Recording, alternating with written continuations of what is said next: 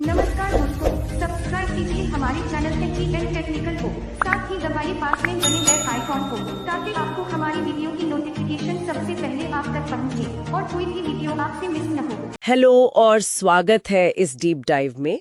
आज हम बात कर रहे हैं 2025 के भारतीय बजट स्मार्टफोन मार्केट की। खास तौर पर वो फोन जो 15,000 रुपए से कम कीमत वाले हैं।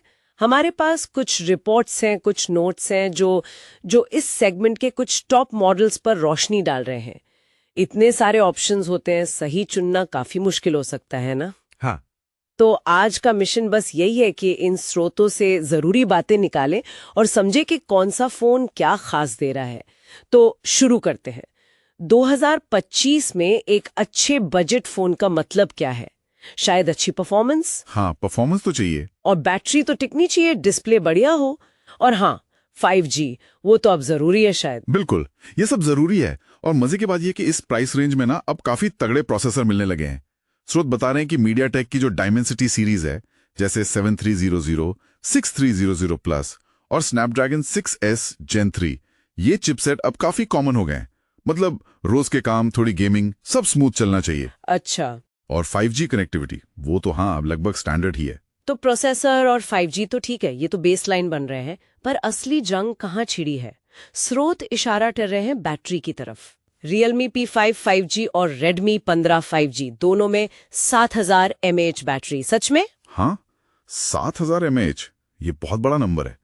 मतलब जिन्हें बैटरी लाइफ सबसे ज्यादा चाहिए उनके लिए तो ये कमाल की बात है। ये तो मतलब चार्जर भूल जाओ टाइप। हाँ कह सकते हैं। लेकिन एक चीज है, इतनी बड़ी बैटरी मतलब फोन शायद थोड़ा भारी या मोटा हो सकता है, ये ध्यान रखना होगा। हाँ, ये तो है, डिजाइन का ट्रेड ऑफ। बिल्कुल। और देखिए Realme P4 में IP69 रेटिंग की भी बात है। IP69 इस कीमत पर? हाँ, मतलब धूल और पानी से काफी मजबूत प्रोटेक्शन और एमोलेड डिस्प्ले भी है। अच्छा, एमोलेड मतलब वो वाइब्रेंट कलर्स और डीप ब्लैक्स। सही। और दूसरी तरफ Redmi 15 है, उसमें भी 7000 mAh है। पर उसमें डिस्प्ले अलग है शायद। हाँ, उसमें 6.9 इंच का बड़ा LCD डिस्प्ले है। अब देखिए LCD के अपने फायदे हैं, धूप में ब्राइटनेस अच्छी होती है अक्सर। और Xiaomi का नया HyperOS 2 भी है। तो यहाँ चॉइस है एमोलेड के चटकीले रंग या बड़ा LCD और शायद बेहतर आउटडोर विजिबिलिटी। बिल्कुल, ये पर्सनल प्रेफरेंस की बात है। समझ गए। तो बैटरी किंग तो मिल गए, अब डिस्प्ले के दीवानों के लिए क्या है? मैंने सुना Infinix Note 50S 5G के बारे में, कर्व्ड एमोलेड डिस्प्ले। हाँ, सही सुना। स्रोत Infinix Note 50S 5G का जिक्र करते हैं।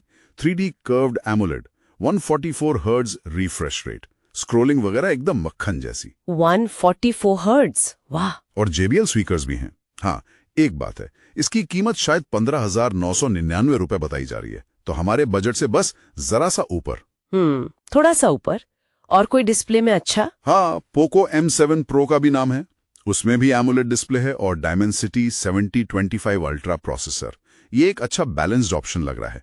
और अगर किसी को बिल्कुल क्लीन सॉफ्टवेयर चाहिए, जैसे स्टॉक एंड्रॉइड जैसा अनुभव, वो भी कई लोग पसंद करते हैं, तो लावा प्ले अल्ट्रा है, एंड्रॉइड 15, और उसमें भी काफी पावरफुल डायमेंसिटी 7300 चिपसेट है। अरे वाह, मतलब ऑप्शंस तो बहुत है। एक और नाम मैंने देखा था, Realme 14X 5G।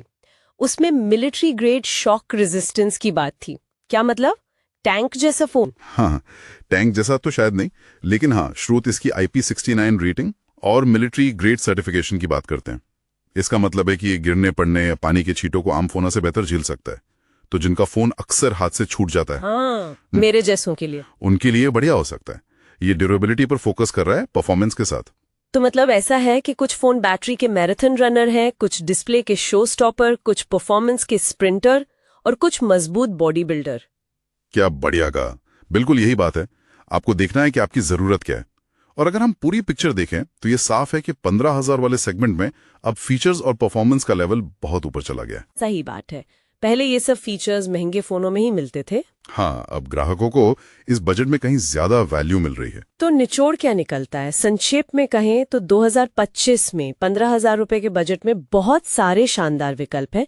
स्रोत यही बता रहे हैं कि चाहे आपको जबरदस्त बैटरी चाहिए या बेहतरीन डिस्प्ले या फिर दमदार परफॉर्मेंस, हर किसी के लिए कुछ ना कुछ है। हाँ, चुनाव पूरी तरह आपकी अपनी जरूरत पर निर्भर करेगा। बिल्कुल। और यहीं से ना एक दिलचस्प सवाल भी उठता है, जिस तेजी से फीचर्स बजट सेगमेंट में आ रहे हैं, भविष्य में कौन से प्रीमियम फीचर्स स्टैंडर्ड बन सकते हैं? क्या वायरलेस चार्जिंग आम हो जाएगी इस रेंज में? ये सोचने वाली बात है। या फिर सॉफ्टवेयर का अनुभव, मतलब स्टॉक एंड्रॉयड जैसा क्लीन इंटरफेस या कंपनियों के अपने कस्टम यूआई, ये चीजें खरीदने के फैसले को कितना प्रभावित करेंगी, इस पर सोचना वाकई मजेदार होगा।